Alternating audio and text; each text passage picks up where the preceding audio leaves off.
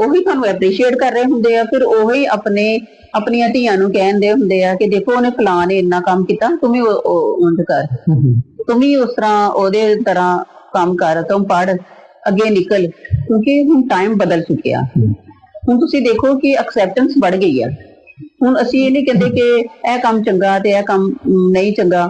ਹੁਣ ਇੰਨੀ ਕਿ ਐਕਸੈਪਟੈਂਸ ਵੱਧ ਗਈ ਆ ਕਿ ਹੁਣ ਉਹ ਖਰੇ ਖੋਟੇ ਦੀ, ਅੱਛੇ ਬੁਰੇ ਦੀ ਪਹਿਚਾਣ ਹੀ ਅਸੀਂ ਖਤਮ ਕਰ ਦਿੱਤੀ ਆ ਕਿ ਅਸੀਂ ਜਿਹੜਾ ਜਿੱਥੋਂ ਵੀ ਨਾਮ ਸ਼ੋਹਰਤ ਮਿਲ ਜਾਏ, ਹੁਣ ਕਹਿੰਦੇ ਕਿ ਬਸ ਕਰ ਲਓ ਕਿਉਂਕਿ ਇਹਦੇ ਵਿੱਚ ਪੈਸਾ ਵੀ ਆ ਰਿਹਾ, ਇਹਦੇ ਵਿੱਚ ਸਾਡਾ ਸਟੇਟਸ ਵੀ ਬਣ ਰਿਹਾ। ਲੇਕਿਨ ਸਾਡੇ ਮਤਲਬ ਅਸੀਂ ਅਗਰ ਦੇਖਿਆ ਜਾਏ ਨਾ ਕਿ ਅਸੀਂ 20-25 ਸਾਲ ਦੇ ਵਿੱਚ ਅਸੀਂ ਤੇ ਬਹੁਤ ਕੁਝ ਬਰਦਾਸ਼ਤ ਕੀਤਾ, ਬਹੁਤ ਕੁਝ ਸਹਿਆ ਵੀ, ਕਿਉਂਕਿ ਸਾਨੂੰ ਬਹੁਤ ਸਾਰੀਆਂ ਗੱਲਾਂ ਵੀ ਸੁਣਨੇ ਨੂੰ ਮਿਲੀਆਂ।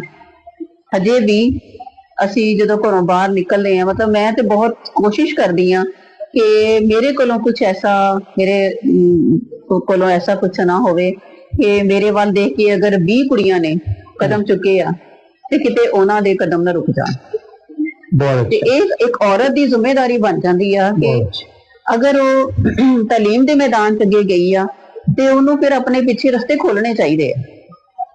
ਜੇ ਤੁਸੀਂ ਉਹਦਾ ਮਿਸਯੂਜ਼ ਕੀਤਾ, ਦੇਖੋ ਅਗਰ ਇੱਕ ਔਰਤ, ਇੱਕ ਲੜਕੀ ਮਿਸਯੂਜ਼ ਕਰ ਜਾਂਦੀ ਨਾ ਭਰਾਵਾਂ ਦੀ ਦਿੱਤੀ ਹੋਈ ਆਜ਼ਾਦੀ ਦੀ, ਬਾਪ ਦੀ ਦਿੱਤੀ ਹੋਈ ਆਜ਼ਾਦੀ ਨੂੰ ਮਿਸਯੂਜ਼ ਕਰ ਜਾਂਦੀ ਆ, ਸਾਰੀਆਂ ਨਸਲਾਂ ਜਿਹੜੀਆਂ ਨਾ, 7 ਨਸਲਾਂ ਜਿਹੜੀਆਂ ਨਾ ਉਸ ਘਰ ਨੂੰ ਚੁੱਕ ਕੇ ਫਿਰਦੀਆਂ।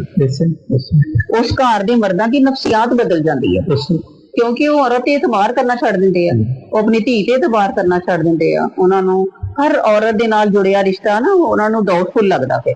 ਤੇ ਇਸ ਲਈ ਔਰਤਾਂ ਦੇ ਉੱਪਰ ਬਹੁਤ ਭਾਰੀ ਜ਼ਿੰਮੇਵਾਰੀ ਆ ਕਿ ਉਹ ਜਿਸ ਸੀਟ ਤੇ ਵੀ ਬੈਠੀਆਂ, ਜਿਸ ਮੈਦਾਨ 'ਚ ਵੀ ਗਈਆਂ, ਉਹਨਾਂ ਨੂੰ ਬਹੁਤ ਸਾਫ਼ ਸ਼ਫਾਫ ਤਰੀਕੇ ਦੇ ਨਾਲ ਆਪਣਾ ਕੰਮ ਕਰਨਾ ਚਾਹੀਦਾ।